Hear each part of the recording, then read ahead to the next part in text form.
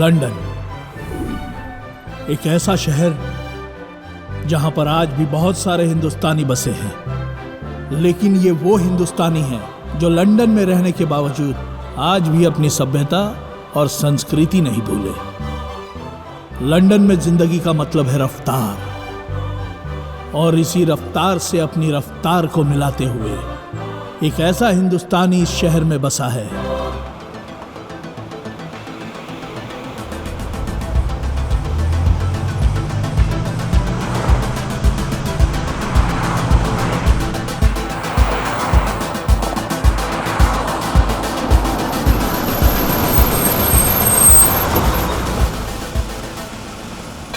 ये है शुक्ला जी, दुर्गा देवी के असिस्टेंट कम मैनेजर कम पंडित। कुछ लोग जीवन में ऐसे होते हैं कि अच्छे अच्छे बड़े बड़े लोगों को अपना जीवन चलाने के लिए पोथी पत्थर के चक्कर में उलझा देते हैं। ये भी कुछ ऐसे ही है। और ये है लंदन में रहने वाली भारतीय मूल की प्रतिष्ठित उद्योगपति दुर्गा देवी। दुर्गा जब 21 साल की थी तभी ब्याह करके वो लंदन आई और अपने साथ ले आई भारतीय संस्कृति, संस्कार और परंपराओं का पिटारा। Good morning. Good morning. Good morning. सुप्रभात। सुप्रभात। सुप्रभात। बैठी। Everybody sit down. मैडम जी, ई हुए इंपीरियल फॉर्म के एमडी मिस्टर जॉन ब्रेवो। ई हमनी के कंपनी के साथ हर साल बिजनेस में 50 लाख पाउंड के डील करे के चाहतरन। मैडम जी। शुक्ला जी, हमके ई डील मंजूर बा। मिस्टर जॉन ब्रेवो, मैडम को आपका ये प्रपोजल मंजूर है। Okay, but you need to sign the documents as early as possible. I need to leave for Hong Kong early.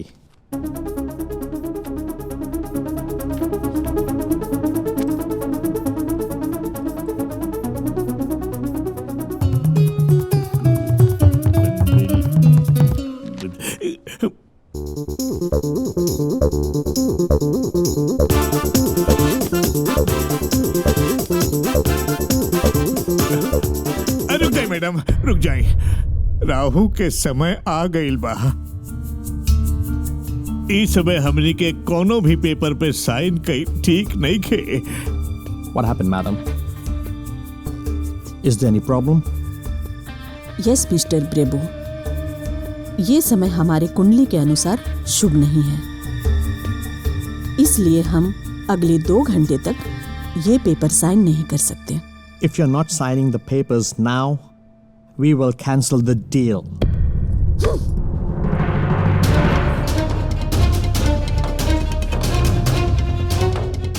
इस राहुकाल में इससे भी 10 गुना बड़ा डील होगा ना, वो भी ठुकरा दूंगी। इंतजार कर सकते हो तो कर लो, वरना डील कैंसिल।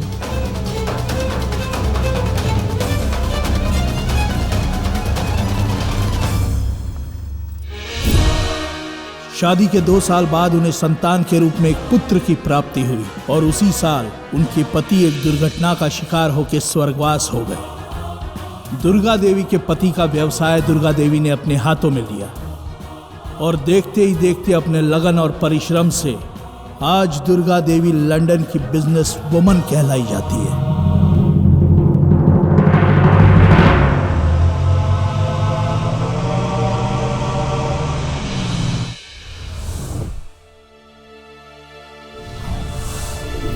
अरे पकड़ ले टावल भाई, अरे लंदन फोन लगाना है, तुमको बुझाता नहीं है? अरे पकड़। आई बा लग गई। हेलो शुक्ला जी, प्रणाम। हम ब्यूटी। कहाँ से बोले तड़ा? अरे मुंह से बोल रहा हूँ महाराज। अरे पगलेट, हर कोई तब मुँह से बोलेला। कहे के मतलब बाकी कौना जगह से बोला तारा? अरे भुला गई नीनू। देखी अरे च्यूटी का वाला ब्यूटी। ब्यूटी की ब्यूटी। हाँ ब्यूटी बोला। ए बाबा सुनी ना, हमला बियाहवा खातिर लउआ 50,000 रुपए लेनी। बियाहवा तास तल कलवनी ना, तय को काम करी हमर रुपया वापस दे दी ना। पैसा कैसन पैसा कब दिले रहला? आए? अरे कोनो कागज पत्तर बात तहरा लगे? ए बाबा कागज पत्तर तो नहीं खे। कोनो गवाह बात तहरा लगे? गवाह? अरे गवाहो नहीं खे बाबा। कागज पत्तर नहीं खे, कोनो गवाह भी नहीं खे, तब फोन करके काहे परेशान करत आड़ा? हाँ? अगर फालतू में आज के बाद तकाजा कैला, हाँ? तो मानसिक प्रताड़ना के केस में जेल भिजवा दे। अरे बाबा ए बाबा ए बाबा। रख फोन। ए बाबा ए बाबा सुनी ना, लड़का के जान लेम का? हैं? आप भूल चुक जन भाई लोग को कला के माफ कर दी। हैं? आ दे ना दी पैसा हमार बाबा, का कलम हम गरीब आदमी बानी। पैसा चाहिए तो प्यार से बात कर। अच्छा एक काम कर, कल 12 बजे फोन कर, हम कुछ जुगाड़ करता नहीं। हाँ? बाले बजे नू? अच्छा ठीक बा, पक्का 12 बजे फोन याद। ए बाबा हमार फोनवा उठा लेम। मुहूर्त अच्छा बा। मैडम जी, मैडम जी, उंगली में अंगूठी, अंगूठी में नगीना। मैडम जी, मैडम जी। जी शुक्ला जी, का बात बा, काहे इतना घबराइल बानी? राजीव बबुआ कहाँ बड़े? अरे उनका खातिर हम ही पुखराज के अंगूठी लेने बनी, आजे पहनावल जरूरी बा। अच्छा मुहूर्त बा। वो तो घरे नहीं खे, लेकिन वो कहाँ हुई हमके मालूम बा।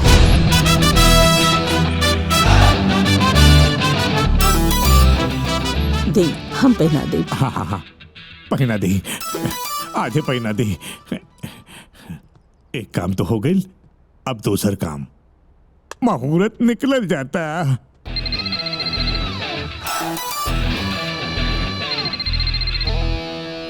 बाबू, मैंने तुमसे कितनी बार बोला, जब मैं जिम करूं तो मुझे डिस्टर्ब नहीं करने का। हाँ तो फिर मैं दूसरा बॉयफ्रेंड ढूंढ लूंगी।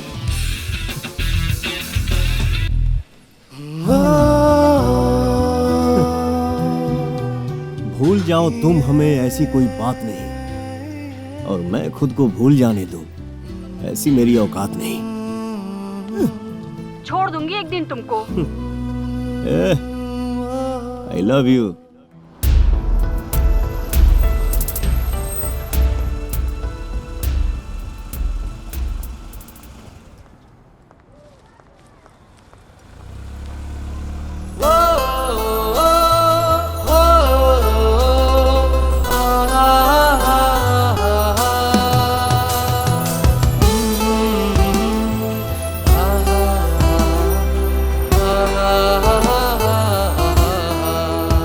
राजीव। Hi mom. मॉम? अच्छा माई, अब खुश? हम कहाँ कहाँ खोजनी, तू यहाँ घूमत बड़ा। अरे माई, रतिया में तो हम घरे अइबे करती, पर इतना का जरूरी रहे? जरूरी रहे तबे आयल बानी।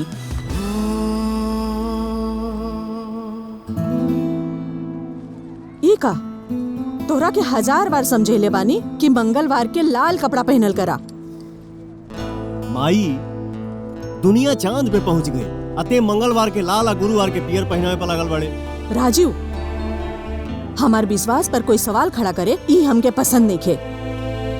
अगले मंगलवार से लाल कपड़ा पहरबा, समझला? जी माई। ई भइल ना हमार बेटा वाली बात। ई ला पहिरला मुहूर्त बीते से पहले। एकरा से तोहरे ऊपर गुरु के कृपा बनल रही, और जेकरा ऊपर गुरु के कृपा रहेला ओकरा के समाज में ऊंचा स्थान प्राप्त होला। ठीक बा माई, हम पहन ले। ओके? अरे पहिर लिहा याद से। Yes bro. पहिर लिहा। I am coming. राजीव जरूर पहिर माई। लिहा। जा। मैडम जी, अरे रुका रुका रुका। मैडम जी, मैडम जी, मुहूर्त अच्छा बा। अरे मैडम, मैडम। शुक्ला जी। ऐजे बैठ जाई, मुहूर्त का समय निकल जाता। शुक्ला जी यहाँ? हाँ मैडम, ऐजे बैठ जाई। बताई कितना लड़की के रिश्ता आयल बा? रउआ जैसे कहले रहनी, राजीव के खातिर वैसे ही लड़कियन के फोटो ले आइल बनी।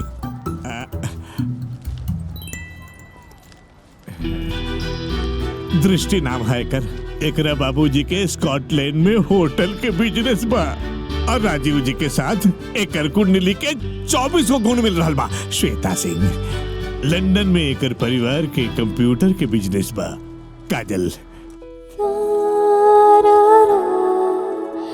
काजल कुमारी नाम है एकर।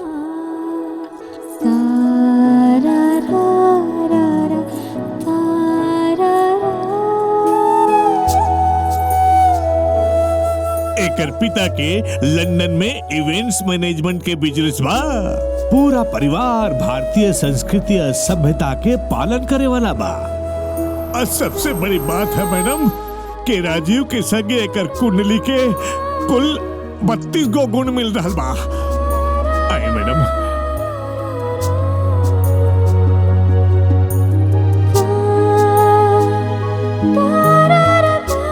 आज हमारा बेटी के रिश्ता खातिर खुद दुर्गा देवी चल के हमारा दहलीज पर अली। एकरा से बड़ खुशी वाला और का है। खुश रहा, बैठा।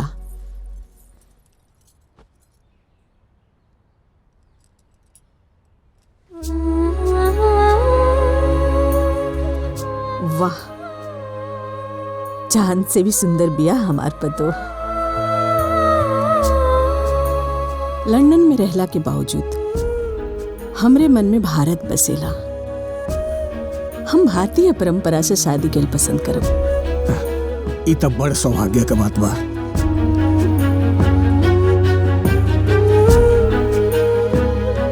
भाई साहब, आज से राउर बेटी हमार बेटी।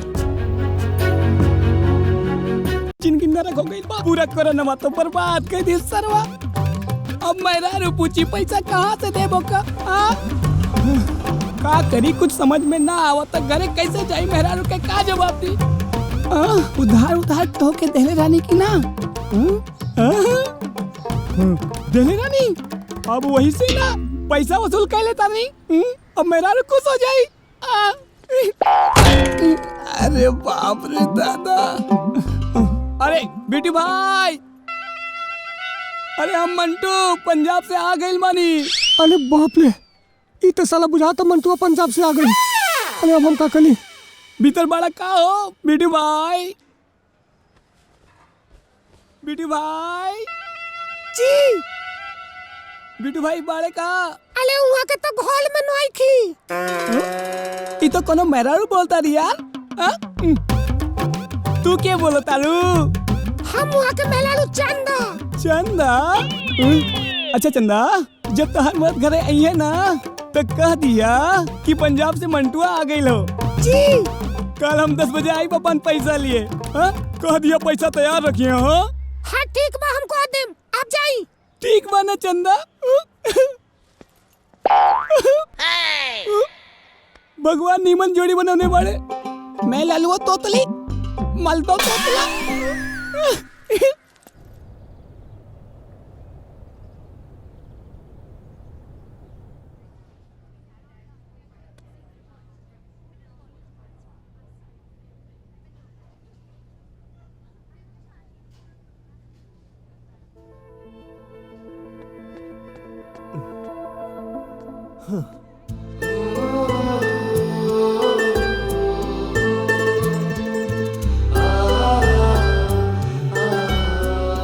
एक दिन भी समय से ना आ सकेला। कोशिश तो रोज करेली, लेकिन समय के चाल हमरा चाल से हमेशा तेज पड़ जाला। कहीं ऐसा ना होखे कि तू पीछे रह जा और समय के चाल तोरा हमरा से छीन के कहीं दूर लेके जाए। तुम नहीं मिली तो ऐसा नहीं कि मैं जान दे दूं, लेकिन वादा करता हूं जिंदगी भर किसी और का साथ नहीं दे सकता। जख्मी दिल की बात मत करो। हमार बात के सीरियस ले लो राजीव।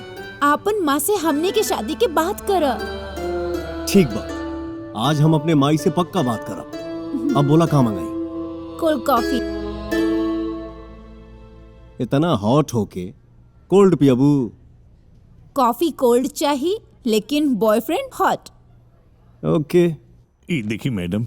नहीं शुक्ला जी, वो दिनवा जो वो डील भइल रहे वही डील यहाँ पे लिखे के बा। हाँ, ठीक बा। यहाँ पे माई हमके तो से कुछ कहे के बा।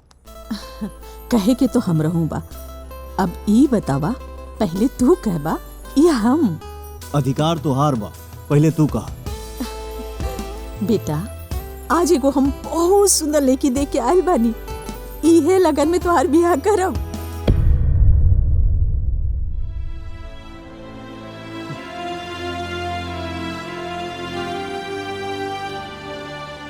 राजू, का भाई, हमरे फैसला से तू खुश नहीं खे का?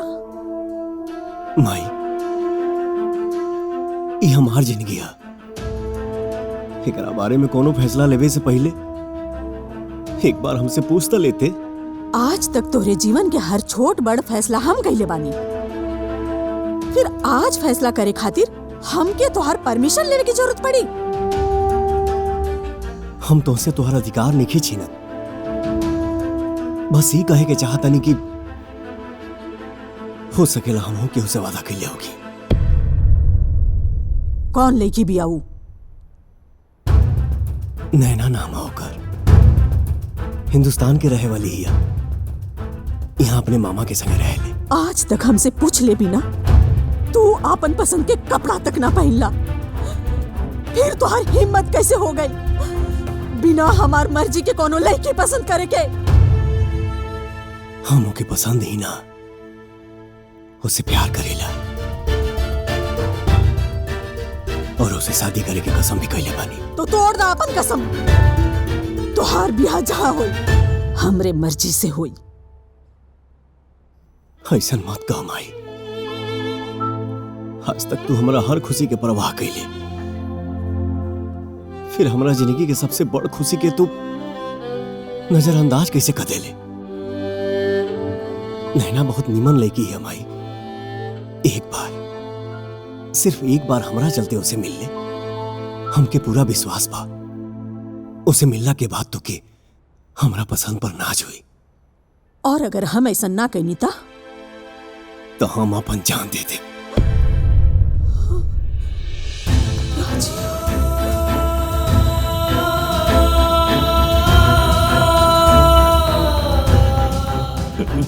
मैडम जी,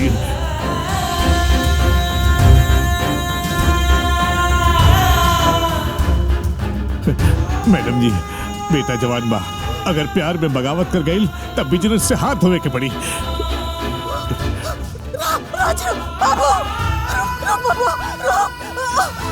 बेटा, तोर अगर यही मर्जी बना, हम नैना से मिल ले।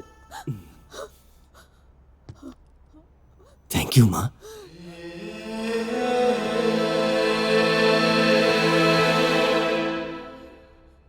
ए मंटुआ रे, अरे काल बरे। अरे भैया जी प्रणाम। प्रणाम प्रणाम। कब आइला तू? भैया काले पंजाब से लिए। अच्छा अच्छा। इन्ने कहाँ जाता रे?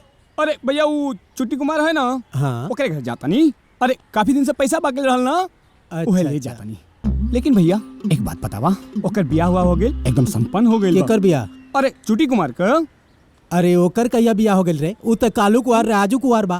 का बात करता रे? लेकिन ओकरे घर में तो कौन मेहरारू बोलता रही। अरे वो बेवकूफ बनौलस तोहरा के, वो सबके बेवकूफ बनावला बात। अरे बाप रे बाप, लागत है कुछ तो गड़बड़ बा। एक काम कर भैया, तू 5 मिनट रुका, हम 1 घंटा में पैसा लेके आवता नहीं। हाँ सुन, ठीक है, सुन साज के भेंट करिया हमरा से। पक्का भैया, चल ठीक बा। हाँ ठीक है, नमस्कार।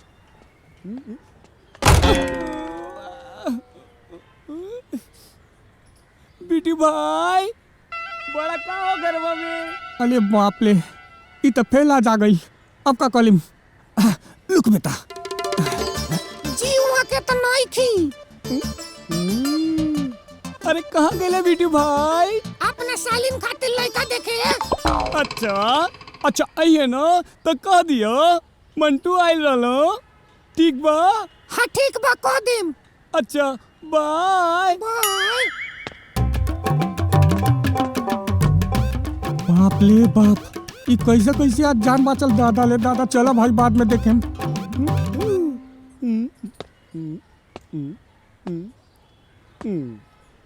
बेटी जी, लाल की बेटी जी, क्या? हम चिंकी। रणवीर से आइल बनी आपके फोटो लेके आपके देखे खातिर। अरे चिंकी चिंकी हम आवतानी।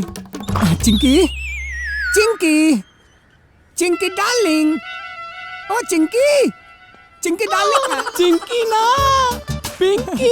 अरे पार्टनर हमरा के मेहरारू बन के बेवकूफ बनावता रहा। अरे पार्टनर पंजाब से कब आइले?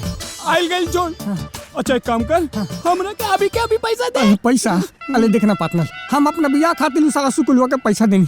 अब बियाह तक कलौलस ना, अब पैसों नहीं थे दे। तू हमला के एक दिन के समय दे दे, हम शुक्ला जी से पैसा लेके 1 महीना में वापस दे दे। पक्का दे दे? अरे पक्का दे दे यार। अरे पक्का दे दे भाई। अरे दे दे महाराज। अगर ना दे लेना तो हमसे खराब क्यों ना हुई? दे दे वाला जा। अच्छा एक काम कर बे, यही गड्ढा सही करवा ले। का भाई? 2 बार हमार माथा फुटत फुटत बचा। अरे बाप रे, देख देख देख। अरे खून नहीं खे निकलल। नहीं। ना ना ठीक बा। दे देबे ना? अरे दे देम भाई।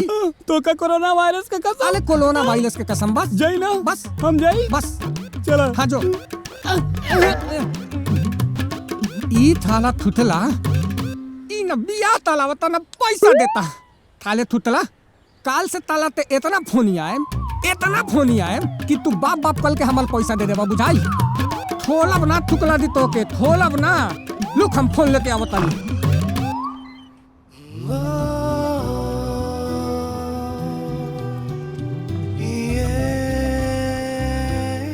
प्रणाम मामा। हाँ खुश रहा खुश रहा। तू कहाँ चल देला?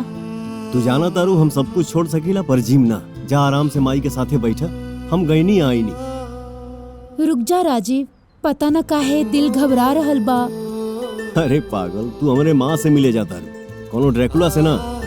आराम से बतियावा, हम आवते। ठीक बा। चल बिटिया। नैना ऑल द बेस्ट। प्रणाम माँ। नमस्ते जी। कुंडली ले ले बानी लड़की के? कुंडली के आज तक कब्बो जरूरत न पड़ल। हाँ तो लड़की के जन्म के तारीख, समय, जगह मालूम होके के चाहिए ना। 15 जुलाई 1999। समय सुबह के 5 बजे। स्थान बनारस। बनारस। का बात बा शुक्ला जी, कैसन बा कुंडली? मैडम जी, लड़की के कुंडली देखला से मालूम पड़ा था कि लड़की तो मांगलिक बिया।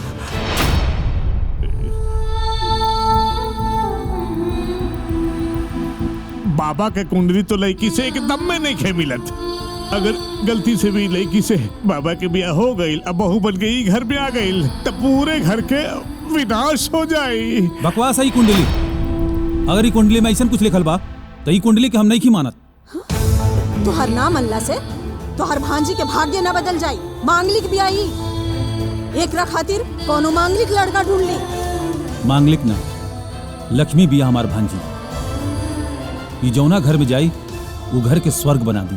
आप बहुत बड़ गलती कर रहे बानी मैडम। हम तुहर भांजी के तारीफ सुने नहीं की बैठल। एगो बात कान खोल के सुन ली दोनों जने।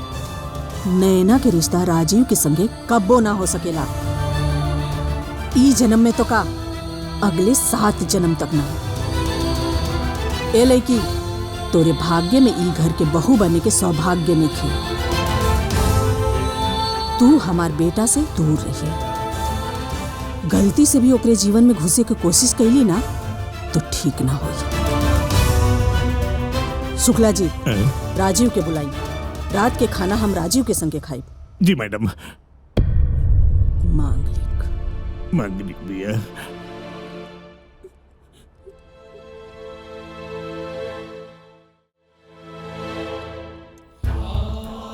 हमके सब पता चल गई। तू ऐसा काहे कहलू हमा? आवा पहले खाना खा, फिर बात करब।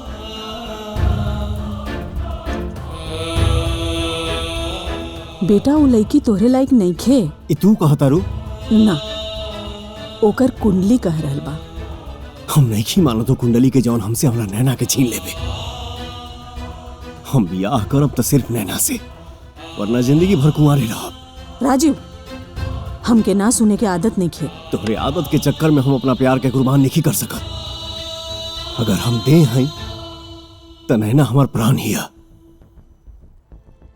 अगर हम सीना हई तो नैना उस सीना में धड़के वाली धड़कन। राजीव, तू होश में तो बड़ा। अब तक तो होशे में रानी हमाई, लेकिन तुहरा अंधविश्वास हमके बेहोश कर दिले बा। हम तुहरा अंधविश्वास के चिता पर अपने प्यार के हवन ना होके दे।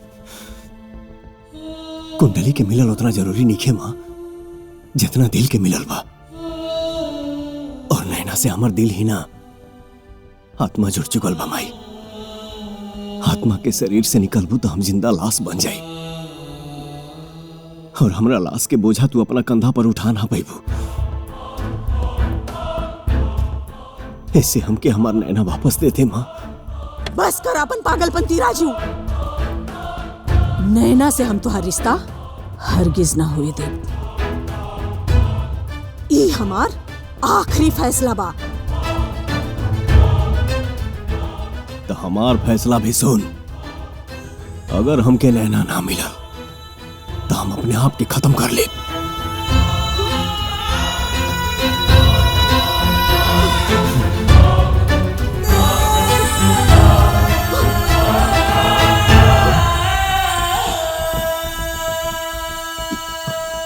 मैडम जी, राजीव बाबा बागी हो गए बड़े। अब बागी इंसान पागल से भी ज्यादा खतरनाक होएला। अब का करी शुक्ला जी? रउआ के एगो सुझाव दी। जब घी सीधा उंगली से ना निकले तो उंगली टेढ़ा कर देने के चाहिए।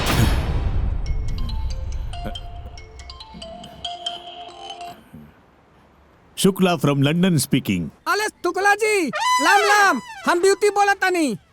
अरे बाप रे, ये तो ससुरा पीछे ही पड़ गई। रुक बेटा, अभी तहरा अकल ठिकाने पे लगा वतनी। इस रूट की सभी लाइनें व्यस्त है।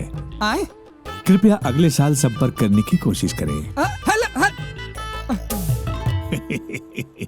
ई लंदन के लाइन इतना व्यस्त रहेला भाई कि छोटा महीना बाद ला दी। ना ना, कुछ तो गड़बड़ आइले बा बेटा। लुक फेल से लगावा तनी नंबर देख के।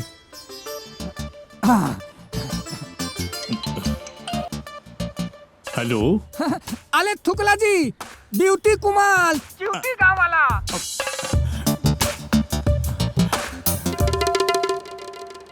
दोस्तों एवं सज्जनों, कोरोना वैक्सीन शुरू हो चुका है। कृपया अपनी बारी का इंतजार करें। आए?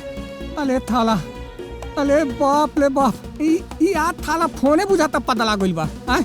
लदावा तानी तेने आ लाद जाता तो लोना सेंटर में। ना ना, फेल लगाई हम फोलब ना थुकला जो तोला के आज।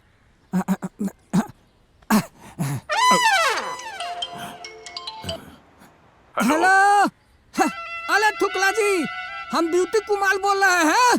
भाग बुड़बक, ड्यूटी पर तैनात सभी सफाई कर्मचारी स्टेशन पर जो ट्रेन खड़ी है 6162 उसकी एसी कोच में पानी भर दें। बुड़बक कहीं का। अरे थाला, अरे साला बुझाता सच में मोबाइल वाला पतलाई बा। थाले लगावा तानी चीना लग जाता ला जापान तू। लेकिन तोनो बात ना बेटा, आज ना तो बिहान तक तला ठीक हो खई के पली। थुकला जी से हम पैसा ले बिना मानब ना, समझ लिए?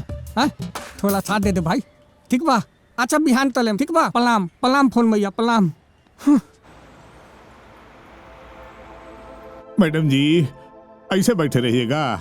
अरे बीमार होकर लेट जाइए, नहीं तो राजीव बाबा समझ जाएंगे कि हम लोग नाटक कर रहे हैं। ओकरा के आ जाए दी। ई गंदा में के लेटी के सूत के गइल बा। पता नहीं कौन। अरे आ गए।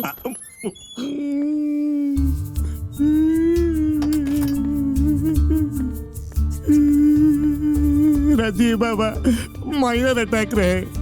वो तो भगवान के शुक्र है कि समय रहते ट्रीटमेंट हो गई, वरना कुछ भी हो सकत रहे।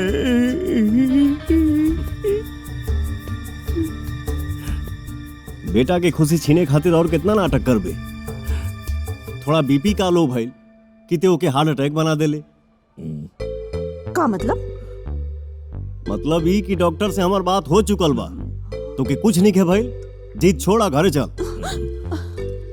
एगो शर्त पर, बिना नानुकुर कैले तू हमरे पसंद के लड़की से बियाह करबा। ई कोनो कीमत पर नहीं हो सकत। हाँ? ठीक बा?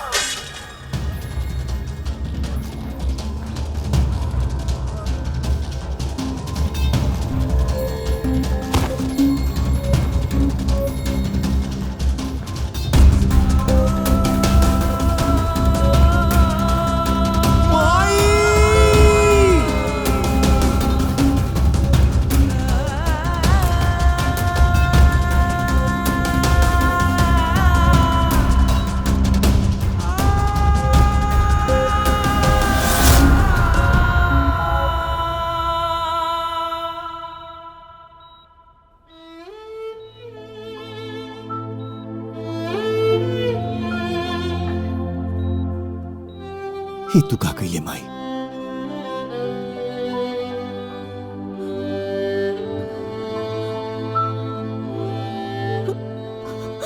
हमार चिंता मत कर बेटा, वैसे भी बड़ बुजुर्ग कहले बा पुरान गाछ कटी तब भी न नया गाछ उगी। ऐसे मत बोल माई, भगवान तो के हमार उम्र भी दे दिस।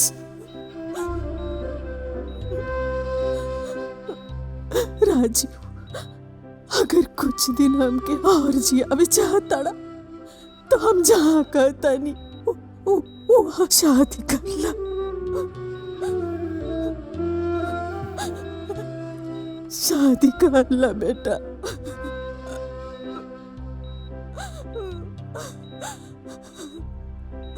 कर ला बेटा, तोरा के तोहर माई के कसम बेटा।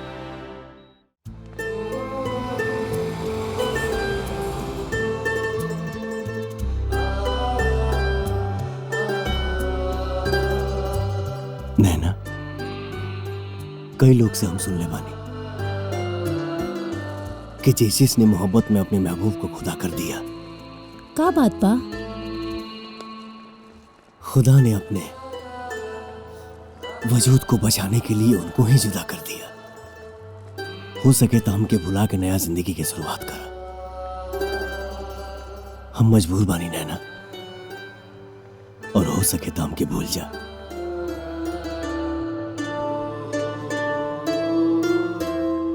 कहे सजा देवे की का शानदार रस्म निभावतारा, शहर भी जलावतारा और हमार घर भी बचावे के चाहतारा। चल जा राजीव, तार जुदाई के भी स्वीकार कर ले। हम जैसे तारा प्यार के स्वीकार कैले रहनी वैसे ही तारा दाई भी स्वीकार कर ले।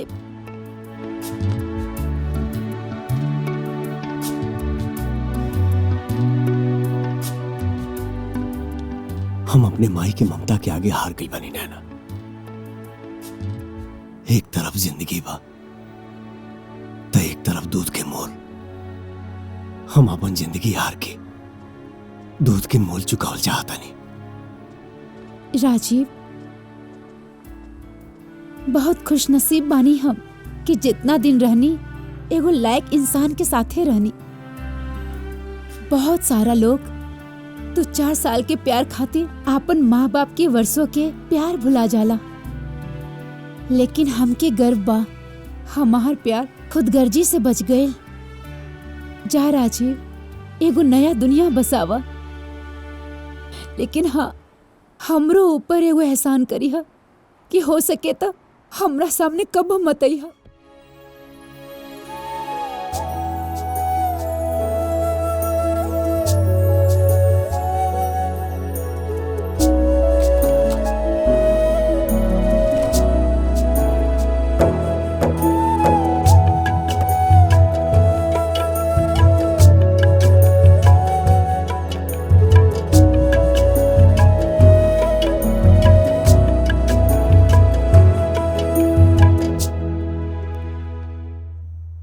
जौन हम कहे जा रहा बानी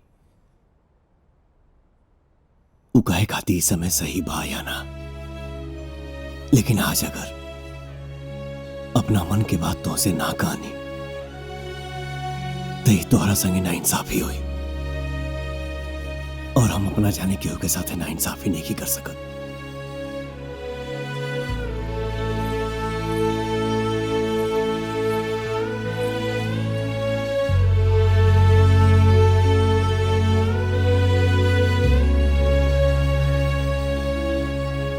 आप कह दी, हम सुन ले बानी, कह दिला से मन के बोझ उतर जाला।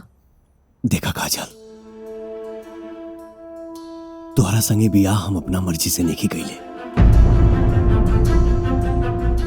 तू हमरे माई के पसंद रहा लो और उनकर जिद भी। रहल बात प्यार की, तब प्यार हम सिर्फ और सिर्फ नैना से कैले बानी। तो के घर में बहुत मान भी मिली और सम्मान भी, अब रहल बात पति धर्म निभावे की, तत्वों से आज एगो वादा करत हनी कि जीवन में तोहरा सिवाय हम पत्नी के दर्जा के हुआ औरी के नाते। तो आज हमहू आपसे एको वादा करतानी, आपसे जीवन में कुछ ऐसा ना मांगब जौना से आपके दिल की तकलीफ पहुंचे। तू आराम से यहां सोच जा, और आज से हम वहां सुतब। सोच जा।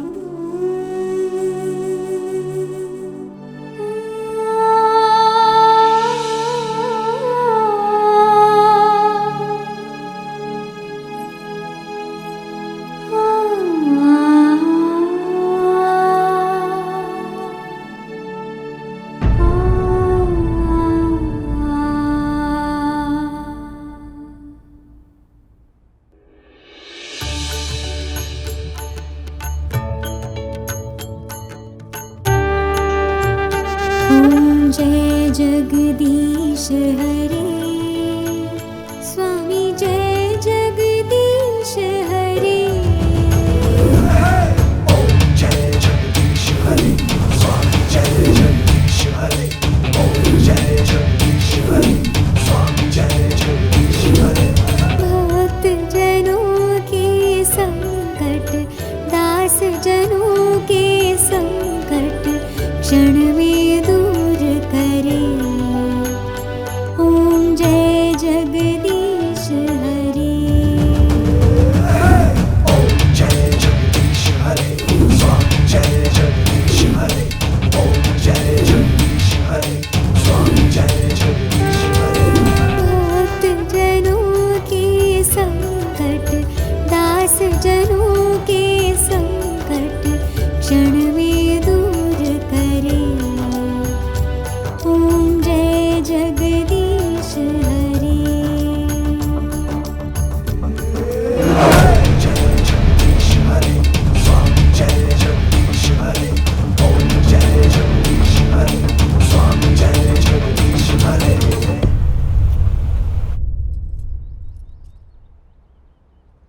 दुल्हन, ई दुर्गा निवास ईंट सीमेंट से बनल एगो मकान रहे, तू एकरा के घर बना देलू। भगवान हमरो उम्र तोहरा के दे दे।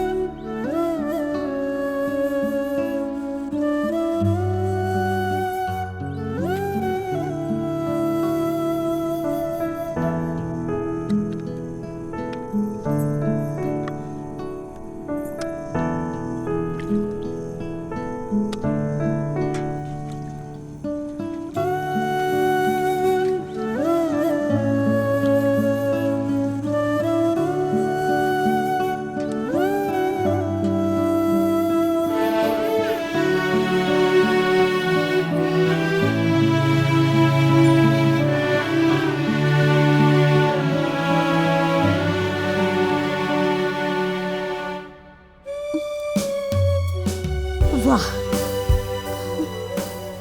दुल्हन, जैसन तोहरे संस्कार बा वैसे ही तोहरे हाथ में गुण बा।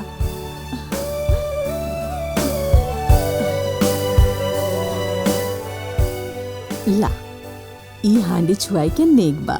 ला ई कुल दियले की का जरूरत बमा जी, दिए के बा त ऐसन आशीर्वाद दी जौना से हम हमेशा अपने कर्तव्य के पालन कर सकी।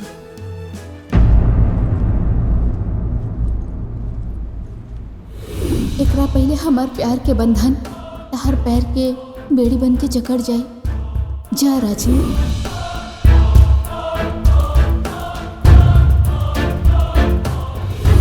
हमरो ऊपर एगो एहसान करी है कि हो सके तो हमरा सामने कब मत आई है।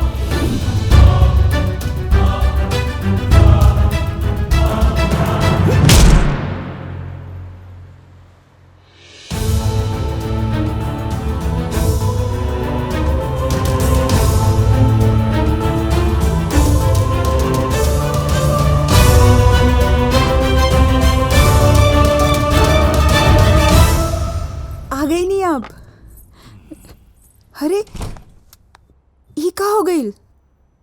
कुछ ना, पुराना घाव, बस ऐसे ही।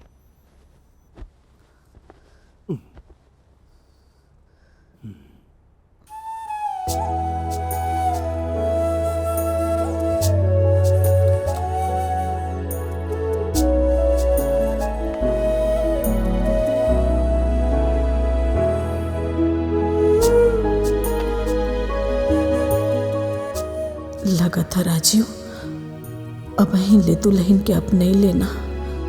राजीव खुश नहीं खे दुल्हन के संगे।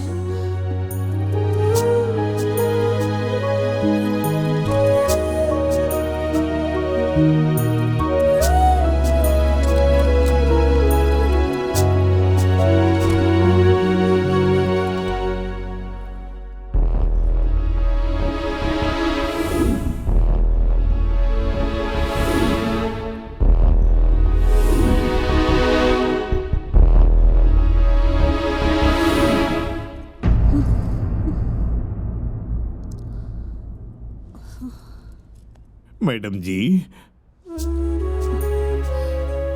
शुक्ला जी, रात के हम जे कुछ भी देखनी वो सही ना रहे।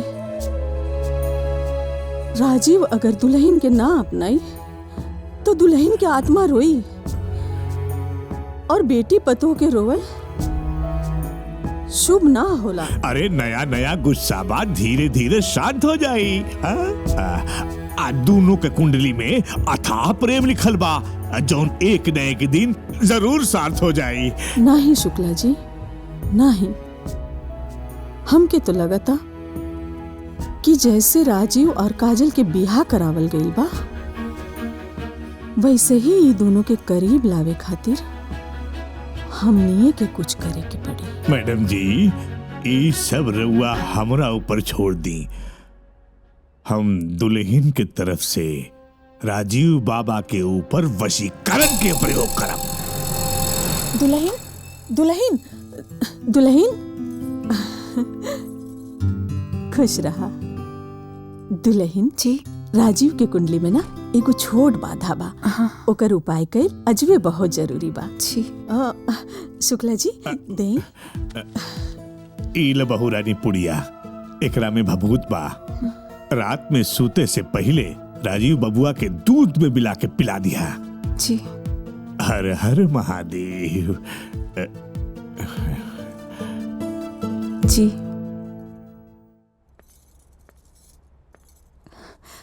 आ गई नहीं आप? कैसन रहल आपके दिन? बढ़िया। ठीक है, फ्रेश हो जाए, हम खाना लगा देता नहीं। ना ना, हमके भूख नहीं के, बस एक गिलास दूध देता।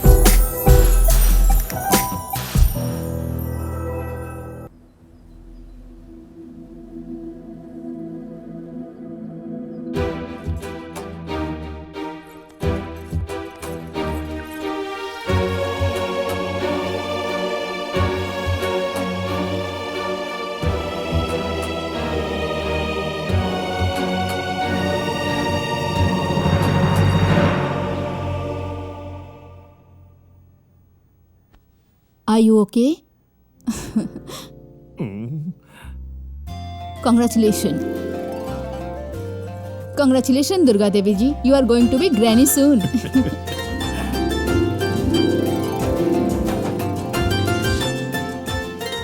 Congratulations, everyone. शुक्ला जी, तनी बताई ना, आवे वाला संतान के योग का कहा था? समय के युग से अब आवे वाला संतान बेटा बा।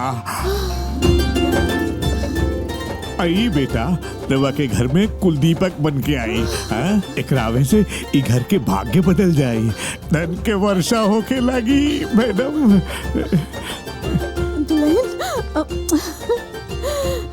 आज जाके तू दोनों के रिश्ता संपन्न भइल। आई शुक्ला जी आई।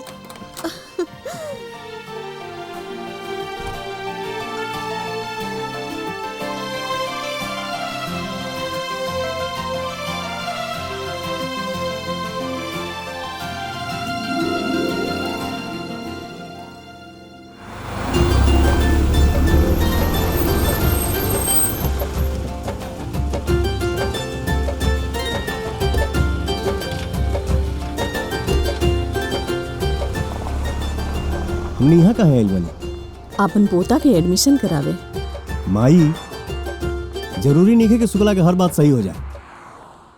हो सकेला पोता के जगह पोती हो जाए। राजीव हम कह देनी ना, पोता होई पोता होई पोता ही होई, और गलती से पोती हो गई ना तो अपन हाथे से ओकर गला दबा दे।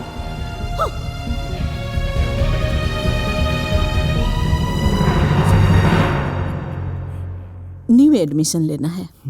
स्टूडेंट का नाम? रामचंद्र कुमार। पिता का नाम? Rajeev Kumar. Date of birth?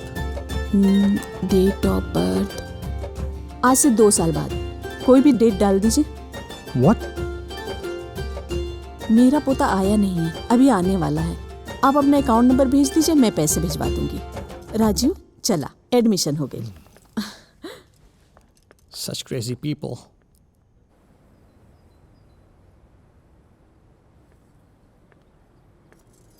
हाँ तू यहाँ? यहाँ बैठ के बहुत अच्छा लगा था। का भइल, चेहरा काहे उतरल ह? माई के ग्रह दशा कुंडली पर विश्वास अब पागलपन में बदलत जा रहा बा।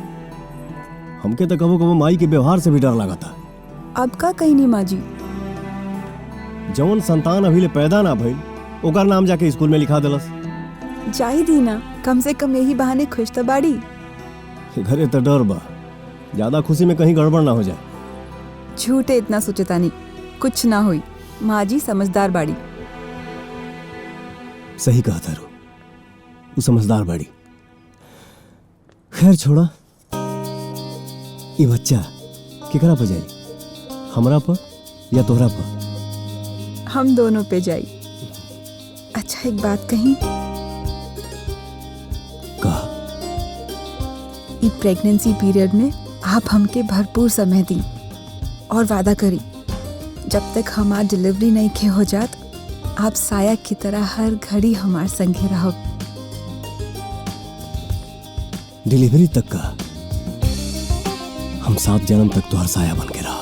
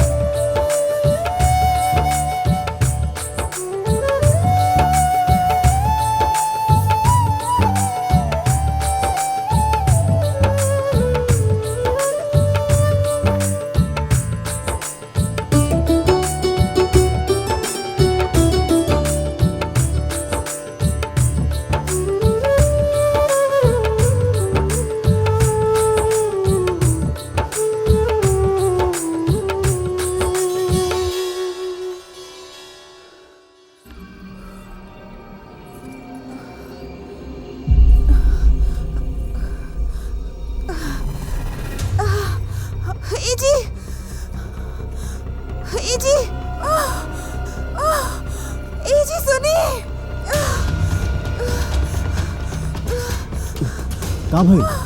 हॉस्पिटल।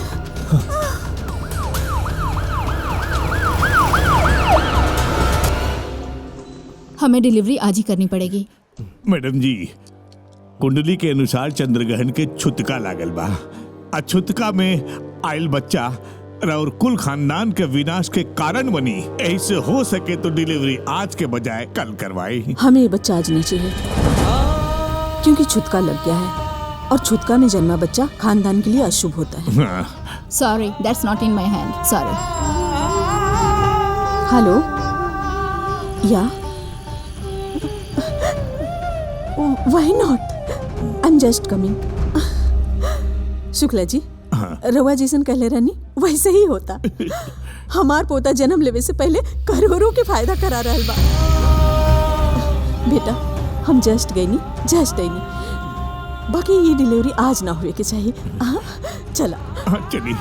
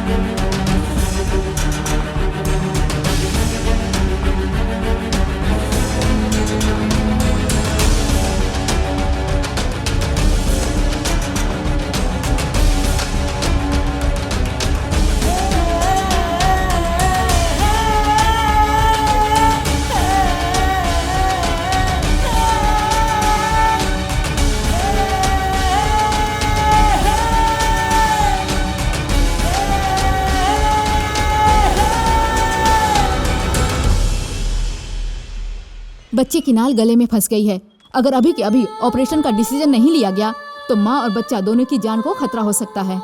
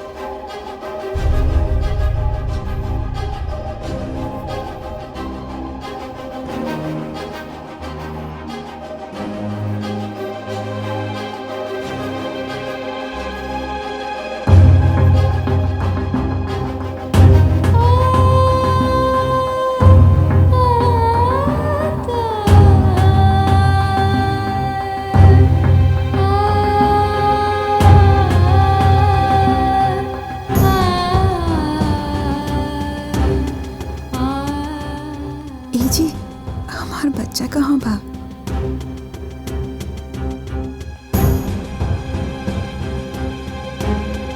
काजल, हम पूछतानी हमार बच्चा कहाँ बा? काजल, तो के भाग्य पर भरोसा माना। बोलत काहे नहीं की हमार बच्चा कहाँ बा? इंसान के भाग्य ओकरा कर्म पर कबो कबो हावी होला। हमार बच्चा कहाँ बा? हमार बच्चा कहाँ बा? हमार बच्चा कहाँ बा? डॉक्टर, हमार बच्चा कहाँ बा? हमने आपके बच्चे को बचाने की बहुत कोशिश की थी, पर हम उसे बचा नहीं पाए। सॉरी।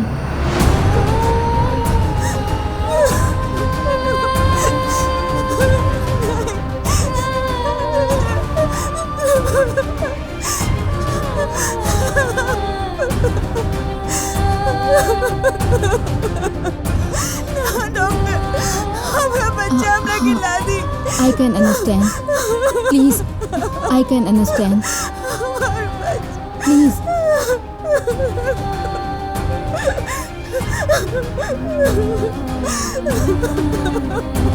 Relax.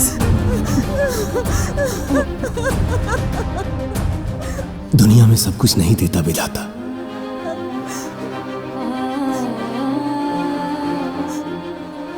किसी का काश और किसी का अगर रह जाता है।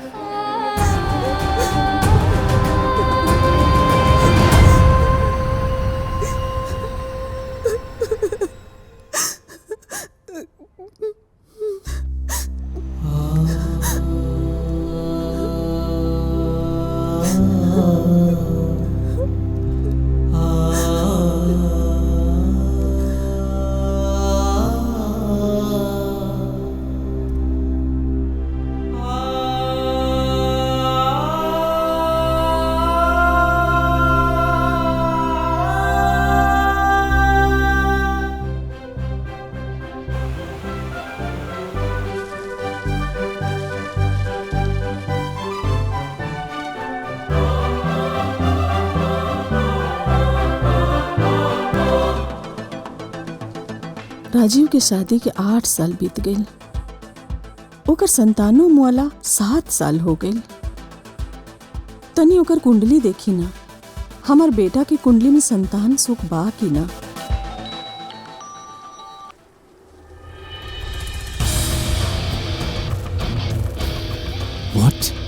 यह बात तो हमरो समझ में नहीं आवता। जब संतान सुख लिखल बा तो 7 साल में काहे ना दुल्हन दोबारा प्रेग्नेंट भइली।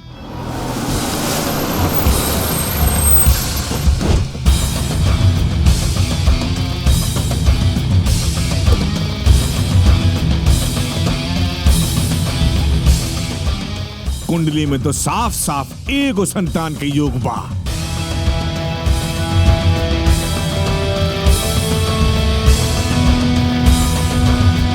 एकर मतलब वो जोन ना ना ना ना ना ना ना मूल संतान के ना, जीवित संतान के।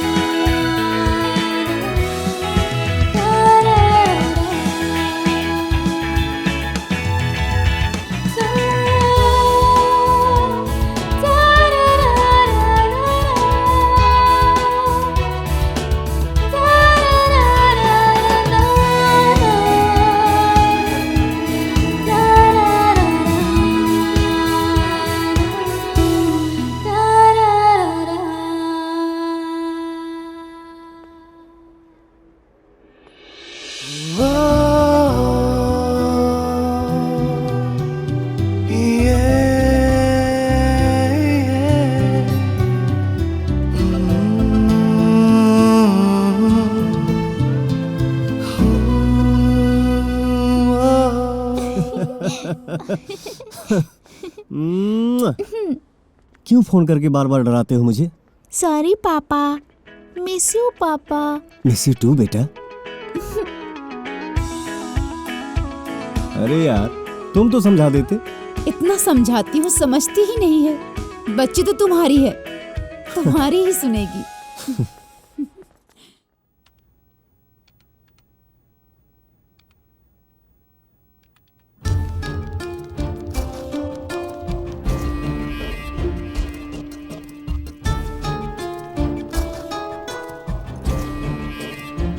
Child care trust.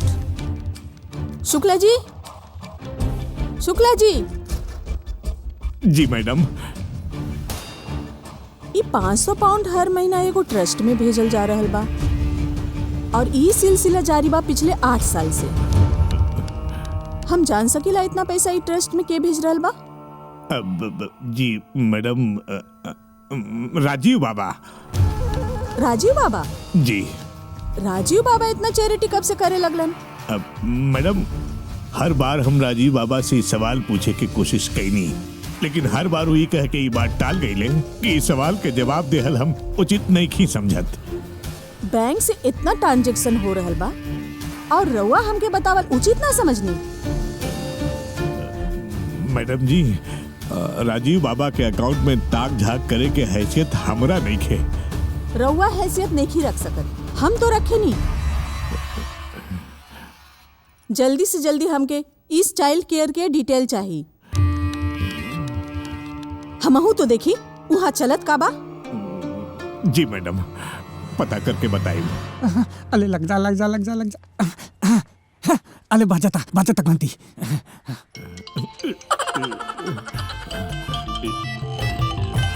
पक्का वही हुई। अले शुक्ला जी, हम बोल रहे हैं ब्यूटी कुमार। हाँ, जॉन शुक्ला से बात करे के चाहत छछेन। उ तो 2 साल पहले मोर गेला। मोर गईले? आप तो स्वर्ग में छथिन ना। बात करे के चाहत छे तो उहे जाओ। मोर गईले? अब ब्यूटिया के फोन ना आवे के चाहिए। अले लेकिन हम तो शुक्ला जी से बात कइले लनी। अले ना ई ताला बुझाता कि दल भंगा फोन लाग गइल बा। हम फिर से लगाई। आई ओकर फोन ना होके के चाहिए। ओकरे बा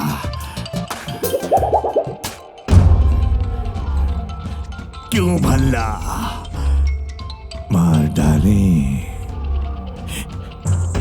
हेलो। अले शुक्ला जी, अले सुनी फोन मत काटे। अले हम ब्यूटी बोला तनी, ब्यूटी पैसा वाला।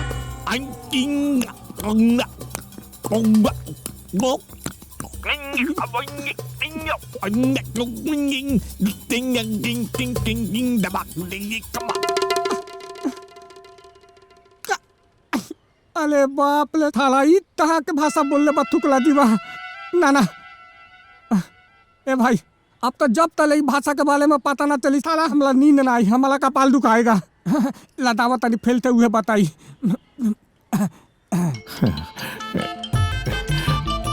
अभी अगर ओकर फोन होई ना तो सलवार निकाल के ओकर गर्दन काट देब। ओकरे फोन बा।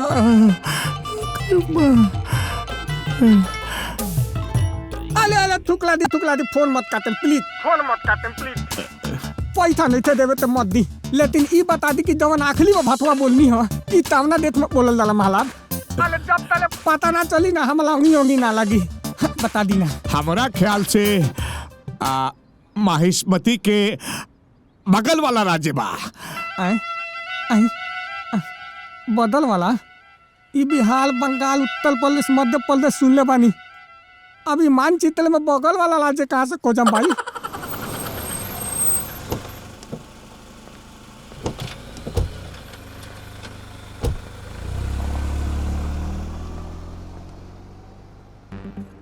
पापा अब रोज अपनी बेटी से मिलने आएगा। राजीव बाबू एजा। मम्मी को तंग मत करना, ठीक है? ये बच्ची की बिया। ओके पापा। का मुहूर्त खराब बा। बाय बेटा। बाय पापा। बाय। नहीं ना, चुप जाता नहीं। बाय बाय पापा। बाय।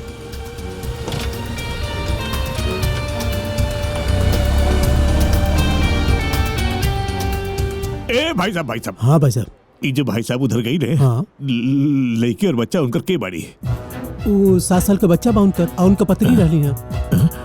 7 साल के बच्चा और पत्नी? मुहूर्त खराब बा।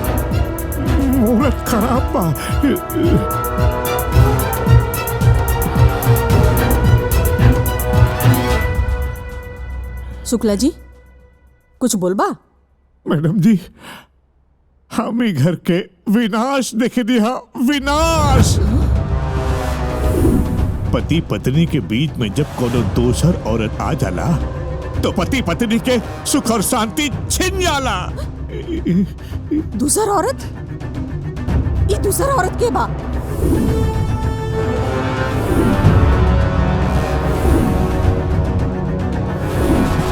राजीव बबुआ के पुरान गर्लफ्रेंड नैना।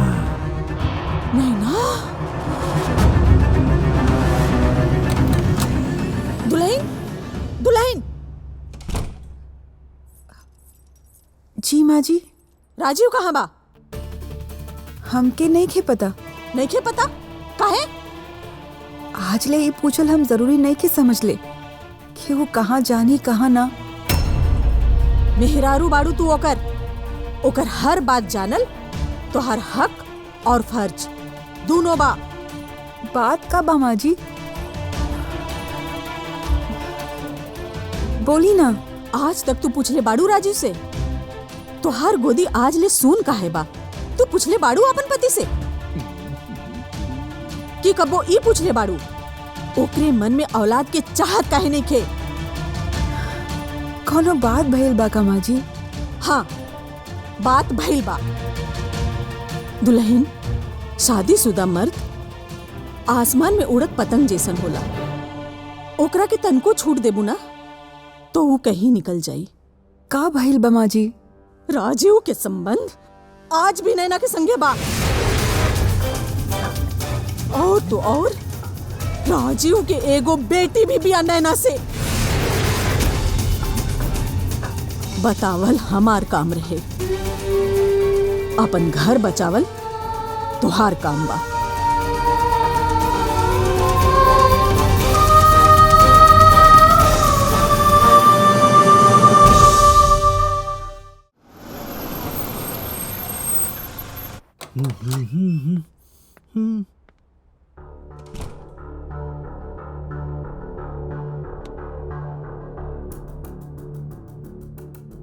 का भइल?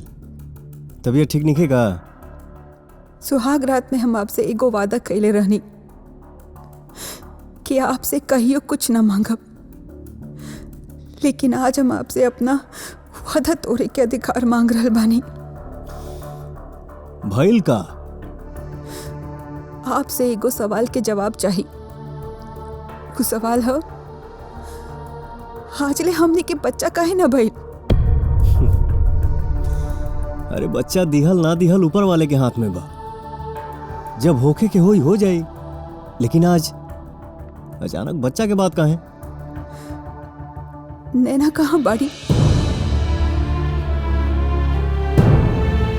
हमके नैना के बारे में कुछ नहीं के पता। हम तो ब्रेकअप के बाद आज ले उनसे मिलल भी नहीं की, लेकिन आज अचानक नैना के बारे में सवाल का है? औरत है ना, पति के खोए के डर हमेशा लागल रहेला।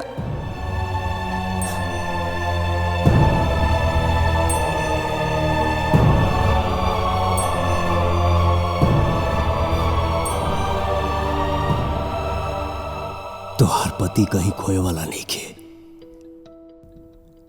हमार पत्नी हमार जान है। तोहरा बगैर हम अपना जिंदगी के कल्पना भी नहीं कर सकत।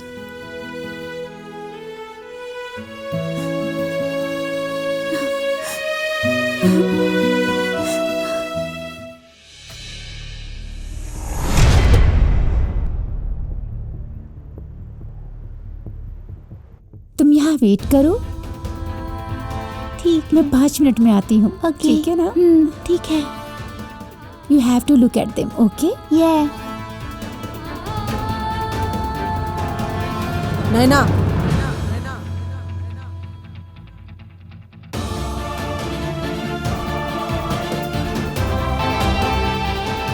कहीं मैडम आज मांगलिक लड़की से कौन काम पड़ गई? बदला ले ताड़ू हमसे, घर तबाह कर ताड़ू। उ दिनवा समझेले रहनी ना, हमार बेटा से दूर रहिए। हमके समझौला से अच्छा रही कि आप अपना बेटा के समझा देती। तहे हमके समझेबी कि का करे के चाही का ना। ये बताओ, हमार बेटा के छोड़े के का लेबी? वाह मैडम, सौदेबाजी कैसे होला केहू आपसे सीखे। लेकिन एक बात याद रखब, कुछ लोग अनमोल होखेला, ना उ पैसा से खरीदाला ना उ पैसा से बेचाला। जाए दुर्गा देवी जी। ए लड़की, हमसे बात कैला के ना तो तोर उम्र बा और ना हैसियत। जाता नहीं हम।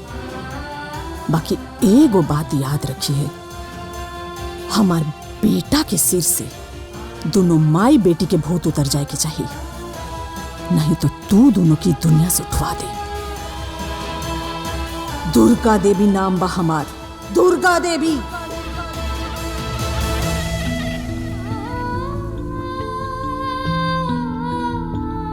मम्मी, ये कौन थी? बेटा जैसे मैं तुम्हारी माँ हूँ वैसे वो भी केहू की माँ बाड़ी।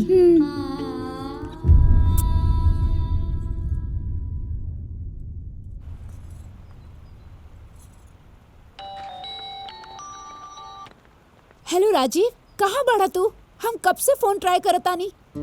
तुमके पता बना ये हमारा ऑफिस के टाइम है और ये समय हम कोनो तरह के डिस्टरबेंस पसंद ना करेनी, समझ में आइल? और वैसे एक बात बता दी, हमारे को जरूरी मीटिंग बा। हाँ राजीव, जीवन में बहुत सारा चीज मीटिंग से ज्यादा जरूरी होला। अभी के अभी 10 मिनट में तू हमरा से कॉफी हाउस में मिला।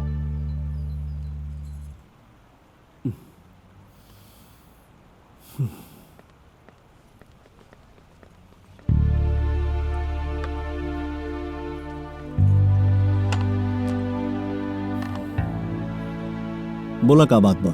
जौन बात के डर रहे आज उहे भइल बा। तुहार माँ सेंटर आयल रहली ह। उनका पागलपन के वजह से हमारी जिंदगी एगो तमाशा बन गई बा। लेकिन अब बस उनका दिमाग से ही पागलपन के भूत हटावे के पड़ी, ना तो पहले हमके तुमसे अलग कैली, अब बुझाता हमरा बेटी के भी अलग कर दी है। अब कुछ करे के पड़ी।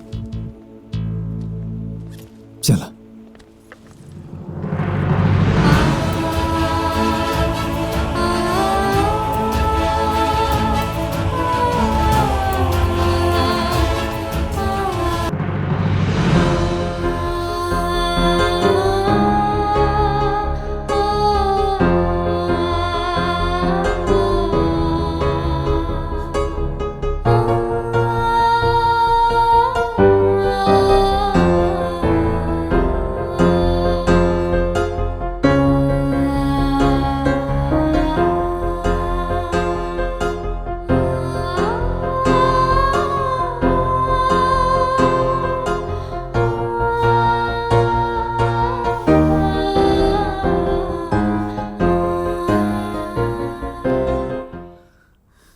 आज रूम में इतना अंधेरा का है? हाँ, बोला का बात बा काजल?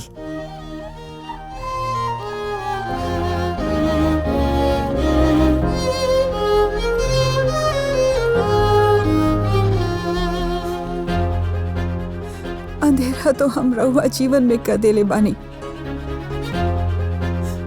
ये तू का बात करता रू काजल?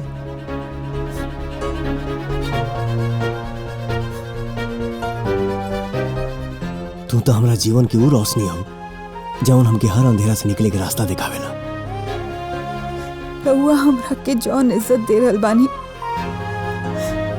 दरअसल हम ओकरा लायक नहीं की। हम तो वो भागिन औरत है जी अपना पति के आज तक पिता कहे के गौरव नहीं की दे पवनी। रहुआ महान बानी जी आज ले हम जैसन बांझ के बोझ उठा रहल बानी। काजल,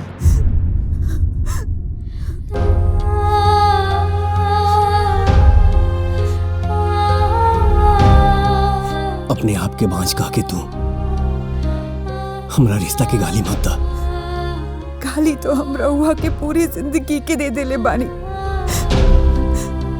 अगर हम लायक रहती तो संतान के जौन सुख रहुआ के नैना से मिलल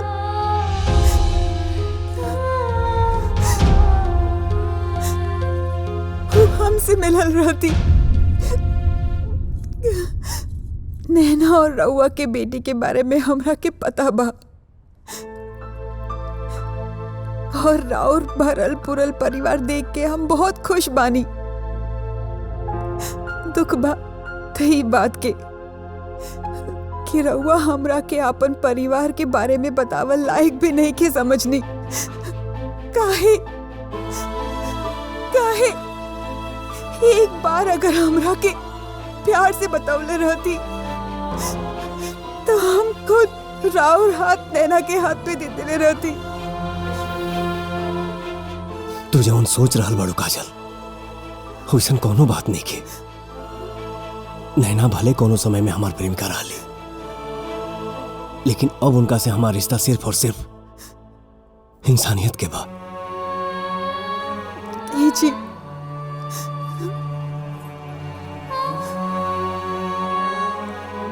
जाई निभाई अपन इंसानियत के रिश्ता। रहुआ के हम पति पत्नी के बंधन से आजाद करल बानी।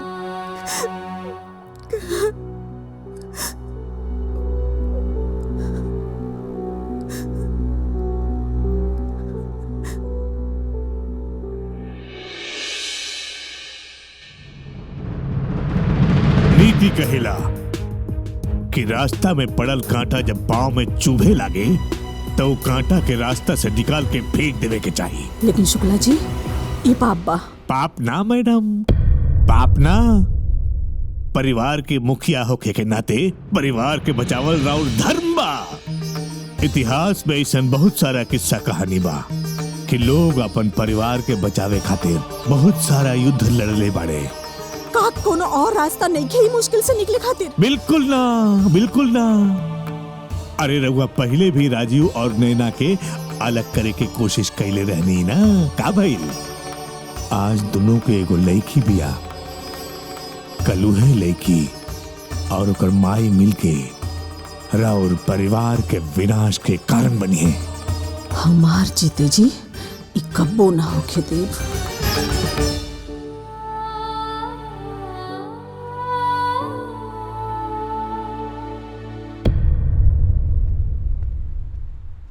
दुनिया में शायद हम पहला ऐसा अभागा बाप बानी जे अपना बेटी के पास रह के भी शायद उसे हम मिल ना पाए। कहा चल के नाराजगी हमरा से बा। एक कर सजा तू अपन बेटी के काहे दे रहल बाड़ा? सजा ना हम तोहके दे रहल बानी, ना अपना बेटी के। सजा तो हम अपने आप के दे रहल बानी। अगर हम दोनों से दूर ना बहनी तो काजल के दिल टूट जाए। तू अपना मुन्नी के ख्याल रखिया और हो सके तो हमके माफ कर दिया।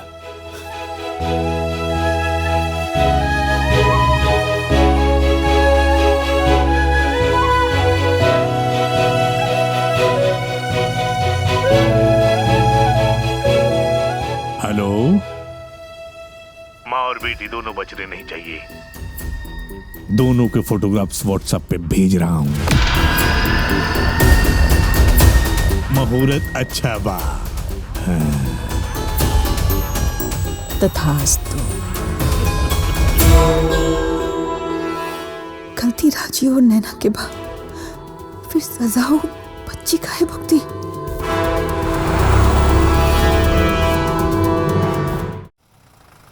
मम्मा देखो मुझे मुन्नी, पापा से मिलना है। सुनिए मेरी बात को।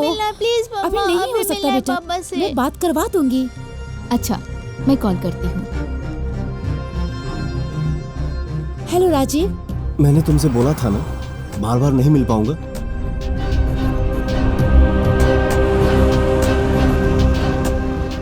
मेरे लिए नहीं राजीव, मुन्नी से मिलने आओ। हम यहाँ सीरा सुपरमार्केट के पास हैं।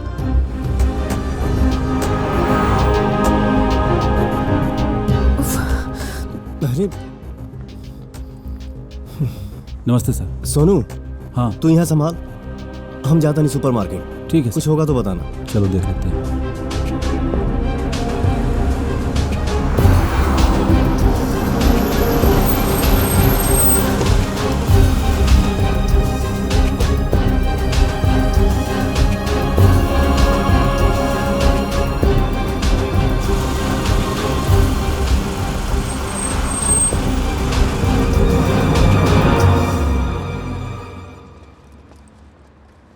नमस्ते मैडम। नमस्ते। वो कहाँ है? काफी देर से उनका फोन भी नहीं लग रहा है। उनका फोन शायद स्विच ऑफ हो गया है। आपको अगर उनसे मिलना है उधर सुपरमार्केट में मिलेंगे। कौन सा, ये वाला? हाँ, सुपरमार्केट में। पापा। हाँ, क्या हुआ बेटा? मैं बोला था ना अब रोज नहीं मिल पाऊंगा। पापा का काम बढ़ गया है, हफ्ते में एक बार मिलूंगा। ओके मेरा बेटा।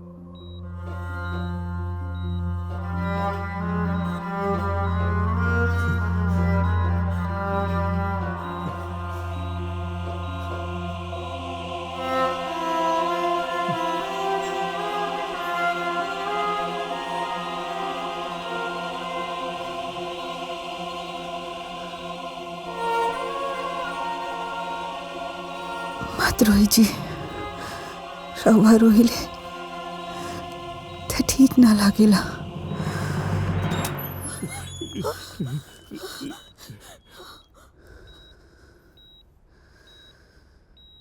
ये सब का हो गल दुल्हन?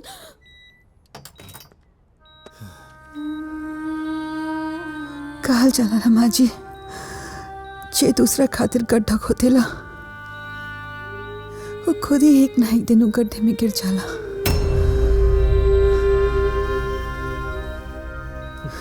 औरत की तो ममता के देवी कहल जाला ना माँ जी, और देवी के हो के जान ना ले ली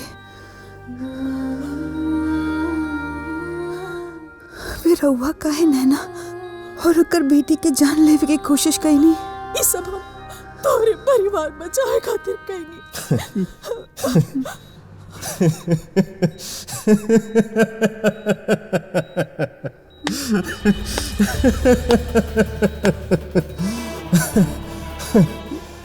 लाश के ऊपर मजार बना ले माँ, मकान ना। बस बहुत मजा ले ले, बहुत नचा ले एकरा पहले कि हम पागल हो जाए। बस क्या रे शुक्ला, अभी कहा था तोर कुंडली, अभी कहा था तोर ग्रह नक्षत्र? बाबा हम साले तेरे जैसे लोग अपने फायदे के चक्कर में दूसरे के घर बर्बाद कर देते हैं। एक बात जान ले मां, लड़का भाग्य से पैदा होता है और लड़की सौभाग्य से। मत छीन हमसे हमारा परिवार, मत छीन।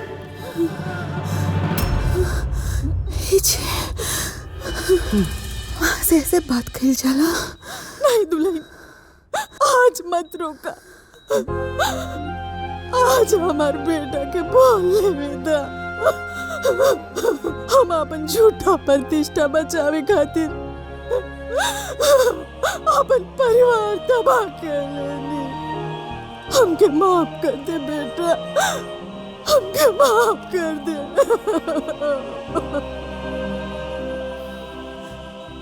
मैं आज भी उतना बड़ा नहीं हुआ जो तुझे माफ कर सकूं।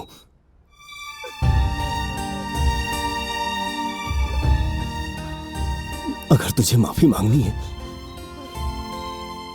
तो अपने दिल से मांग। तुझे माफी मांगनी है तो इससे मांग। ए जी, ऐसे ना बोलल जाला। मत रोई माँ जी,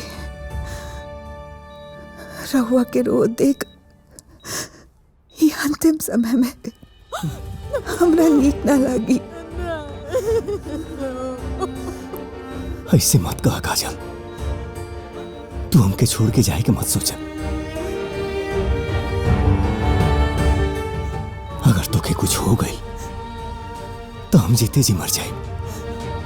ना जी, मरे रहो दुश्मन। और वैसे भी रहुआ और नैना के जीवन में हम रोड़ा बन के आ गई नहीं। हमके रहुआ से कोनो शिकायत नहीं के। रहुआ नैना और अपन बेटी के साथ खुश रही। हमार बस ये अंतिम ख्वाहिश बा। जेके तू नैना के बेटी समझा तारू, वो दरअसल हमनी की बेटी ही है। हाँ।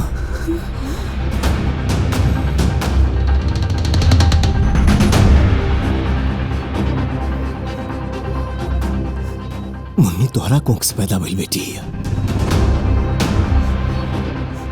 जौना समय मुन्नी के जन्म भइल उस समय ठीक ना रहे।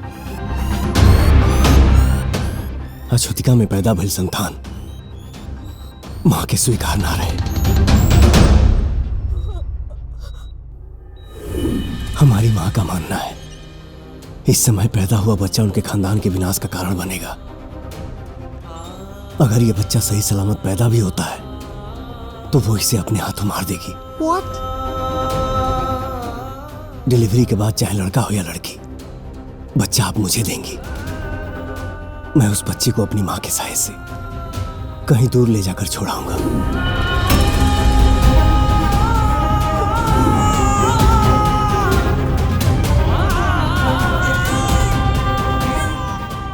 हमार जान अब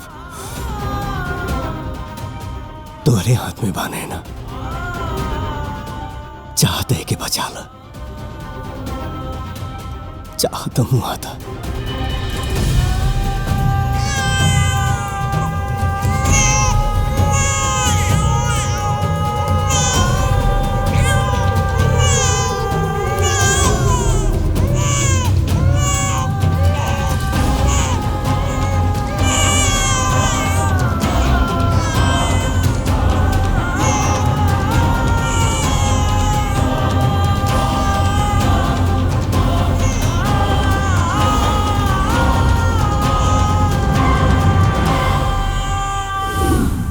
फिर हम खुद सबसे झूठ बोलनी कि तो के मुअल बच्ची पैदा भइल। हे जी सुनी ना, हमके हमार बेटी से प्लीज मिला दी और हमसे वादा करी कि मुन्नी की कबू पता न चली कि हम होकर माई हई।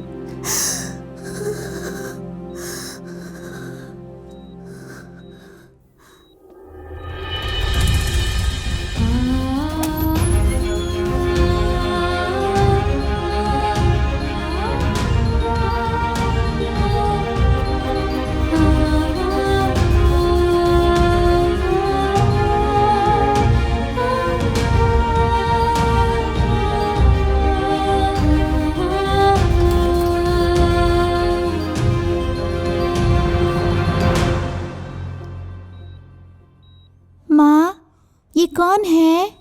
हम तुम्हार मौसी हैं।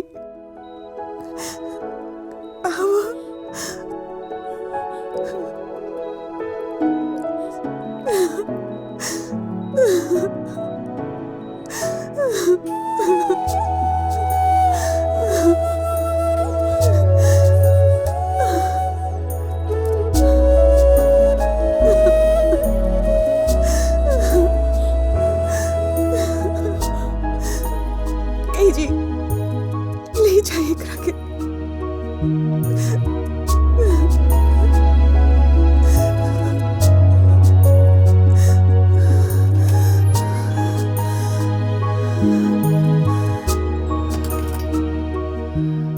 हमरा के काजल माफ कर दा। आज तक हम तोहरा से इस सच्चाई छुपा के रख ले रहनी। इतिहास का बाबा देव की तो बस जन्म दिले रहली, पालन पोषण तो यशोदा कैले रहली।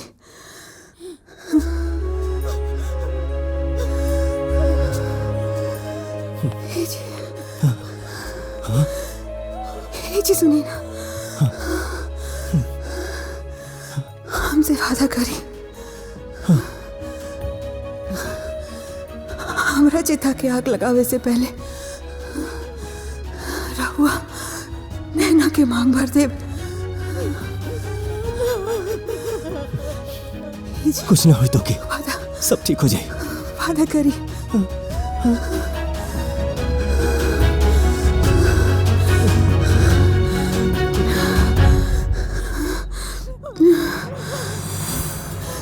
रहुआ वादा कर। काजल ते ऐसे काहे बोलो तारी? हाँ कुछ ना हो तो के। हे जी वादा करी। हे जी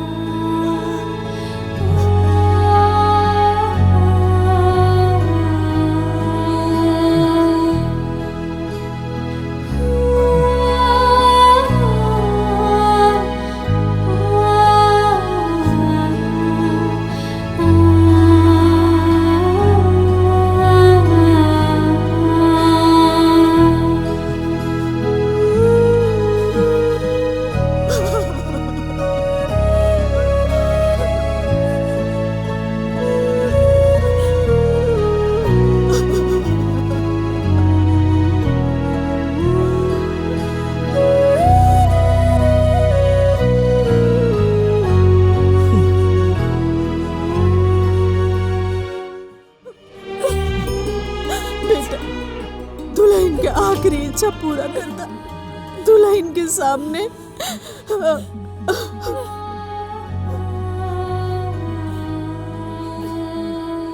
मेरे साथ ये क्या हो गया माँ? हाँ? क्या क्या हो गया? मैं कैसे जीऊंगा? हे माँ, मैं कैसे जीऊंगा? इसने 7 जन्म निभाने का वादा किया था और एक ही जन्म में छोड़ के चली गई। हाँ? क्यों छोड़ के गई? क्यों छोड़ के गई? हाँ!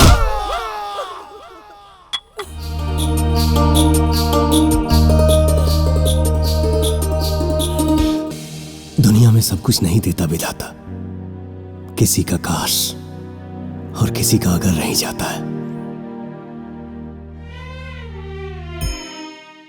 आपन पसंदीदा फिल्म देखे खातिर डाउनलोड करी दंगल प्ले ऐप।